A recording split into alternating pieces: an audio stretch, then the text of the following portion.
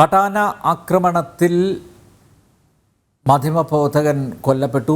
പാലക്കാട്ടെ Mathrubhumi news cameraman AV മുകേഷാണ് കൊല്ലപ്പെട്ടത്. മലമ്പുഴ വേനോലിയിൽ കാട്ടാന ഇറങ്ങിയ ദൃശ്യങ്ങൾ പകർത്തുന്നതിന് ഇടയായിരുന്നു അപകടം.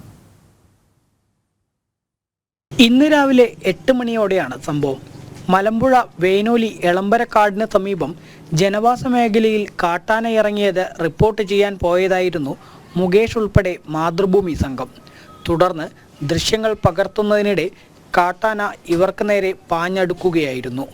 റിപ്പോർട്ടറും ഡ്രൈവറും 2 ദിശയിലേക്ക് ഓടിയെങ്കിലും മുകേഷ് രക്ഷപ്പെടാനുള്ള ശ്രമത്തിനിടെ ആനയുടെ മുന്നിൽ പെടുകയായിരുന്നു. ആനയുടെ ആക്രമണത്തിൽ മുകേഷിൻ്റെ ഇടുപ്പിന് ഗുരുതരമായി പരിക്കേറ്റു. ഉടൻ പാലക്കാട് ജില്ലാ ആശുപത്രിയിൽ എത്തിച്ചെങ്കിലും ജീവൻ രക്ഷിക്കാനായില്ല.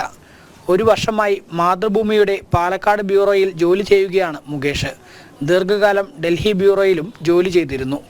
ക്യാമറാമാൻ എന്നതിൽ ഉപരി മാതൃഭൂമി.com-ൽ അതിജീവനം എന്ന പേരിൽ നിരവധി ലേഖനങ്ങളും മുകേഷ് എഴുതിയിരുന്നു. പാർശ്വവൽക്കരിക്കപ്പെട്ടവർക്ക് വേണ്ടിയായിരുന്നു മുകേഷിൻ്റെ എഴുത്തുകൾ. രോഗവും ദുരിതവും അനുഭവിച്ച നിരവധി പേർക്ക് മുകേഷിൻ്റെ കുറിപ്പിലൂടെ സഹായം ലഭിച്ചിട്ടുണ്ട്. 110 കുറിപ്പുകളാണ് അതിജീവനത്തിൽ മുകേഷ് എഴുതിയത്.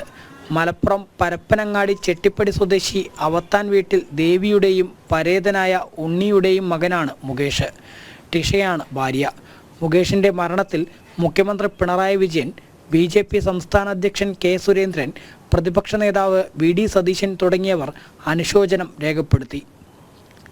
ജനം, പാലക്കാട്.